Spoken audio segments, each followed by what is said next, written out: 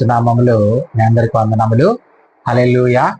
మనం ఒకసారి జ్ఞాపకం చేసుకుంటే చూడండి, మత్తయి సువార్త 6వ అధ్యాయము 19వ వచనంలో ధనమును గురించి యేసుక్రీస్తు ప్రభువారు చెప్తూ ఉన్నారు.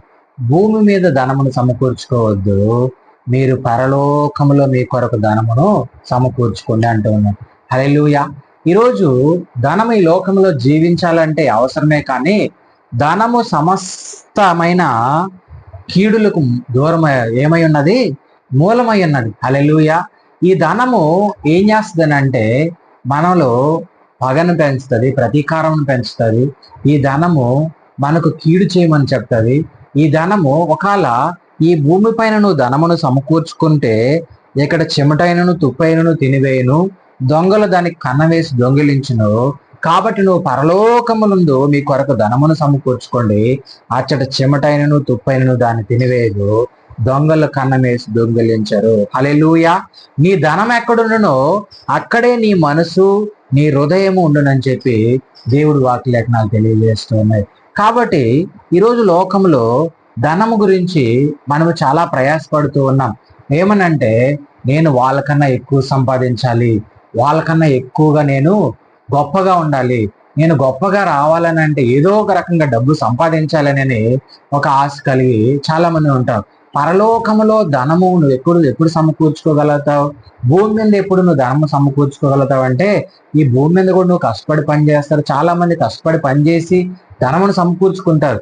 అయితే మనం ఎంత సంపాదించుకున్నా కూడా సరే ఒకానొక దినమున ఈ లోకమును విడిచి మనము దేవుని దగ్గరికి చేరాలి.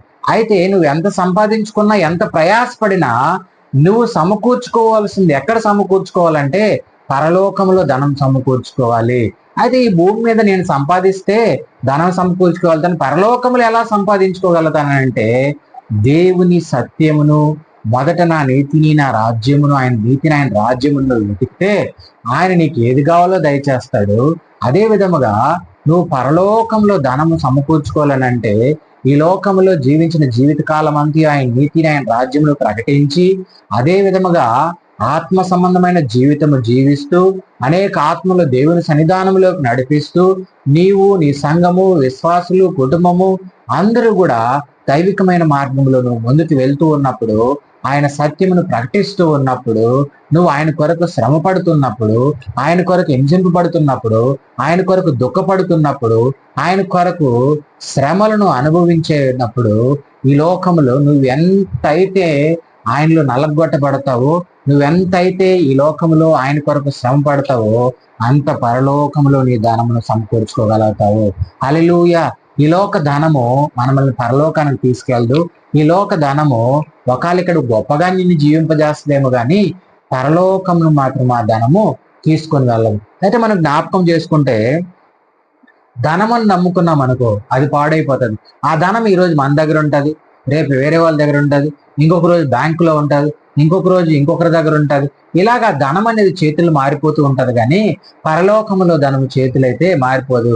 అది నువ్వు ఎంత దేవుని దగ్గర నువ్వు పొందుకుంటావో అంత పరలోకములో సమకూర్చబడతాది. హల్లెలూయా. అక్కడ వచ్చి సాతానుడు నీ దగ్గర నుంచి తీసుకెళ్ళిపోడు. ఒకవేళ నీ దగ్గర ఆస్తులు అంతస్తులు ఎక్కువ ఉంటే ఈ లోకములు ఎవరైనా నీ దగ్గర నుంచి లాక్కుంటారేమో, కానీ పరలోకములో ఉన్న ధనమును మాత్రం ఈ లోకములో ఎవరు కూడా లాక్కోలేరు. హల్లెలూయా. అందుకే అంటూ ఉన్నాడు, అస్థిరమైన ధనమునందు నమ్మకం ఉంచుకోడి. అస్థిరమైన ధనమునందు నమ్మకం వద్దు, ఉంచుకోడి. ఎందుకనంటే అది స్థిరమైనది కాదు. ఈ రోజు మన దగ్గర ఉంటుంది, ఇంకొకరి దగ్గర ఉంటుంది, అది మట్టిలో నుంచి వచ్చింది మట్టిలోనే కలిసిపోతుంది. స్థిరమైన ధనము అది పరలోక సంబంధమైనది, ఆత్మ సంబంధమైన ధనమును మీరు సమకూర్చుకోండి. దాని ద్వారా మీరు అక్కడ స్థిరపరచబడతారు. హల్లెలూయా. అందుకనే అక్కడ దొంగైనను చెమటైనను ఉండదు. కాబట్టి మీ ధనమును పరలోకంలో సమకూర్చుకోండి అంటూ ఉన్నాడు. అయితే చూడండి ఒక మాట, మోసము చేత సంపాదించిన ధనము క్షీణించుకోను అని అంటూ ఉన్నాడు. మోసము చేత కూడా చాలా మంది కొన్ని అబద్ధాలు చెప్పి కొంతమందిని తొక్కి పైకి రావాలని ఎంతో ప్రయాసపడి అది ఒకానొక దినం మన దగ్గర నుంచి ఇంకొకరికి వెళ్ళిపోతూ ఉంటది. తరము వెంబడి తరము గతించిపోతూ ఉంది. అదే విధముగా ఈ భూమి అలాగే ఉంది. కానీ ఈ భూమి కూడా ఒకానొక దినమును గతించిపోద్దేమో, కానీ దేవుని మాటలు, దేవుని సత్యము, దేవుడు చెప్పే ఈ మాటలు ఏవి కూడా గతించు. అందుకని ఈ లోకంలో మనము ధనము వైపు కాకుండా దేవుని వైపు పరిగెడదాము. ధనమును దేవుడు చేసుకోకూడదు. ధనం అవసరమే, కానీ ఆ ధనమును పూజించద్దు. నువ్వు దేవుణ్ణి పూజించు, సృష్టించిన సృష్టికర్తను నువ్వు పూజించు. ఖచ్చితంగా దేవుడు నిన్ను ముందుకు నడిపిస్తాడు. ఈ లోకములో ధనము మనమల్ని నరకంలోకి నడిపిస్తుంది. కానీ దేవుడిచ్చే ధనము, దేవుడిచ్చే ఐశ్వర్యము, అది రక్షణ భాగ్యమే. మనం అనుకుంటూ ఉంటాము పరలోకంలో ధనం అంటే యేసుక్రీస్తుని కలిగి ఉండుటే నువ్వు ధనవంతుడు. హల్లెలూయా. కాబట్టి నువ్వు జ్ఞాపకం చేసుకోవాల్సింది ఏంటనంటే, పరలోక ధనమును సమకూర్చుకొని ముందుకు వెళ్ళు. దేవుడి ఇటు మాటలు దీవించిన